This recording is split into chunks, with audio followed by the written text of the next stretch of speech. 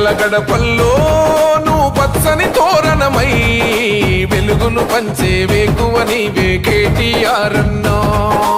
ఆకలి కడుపులకు ఆసరవే నువ్వై ఆపద తీర్చే గంటై నిలిచే ధైర్యం నువ్వన్నా.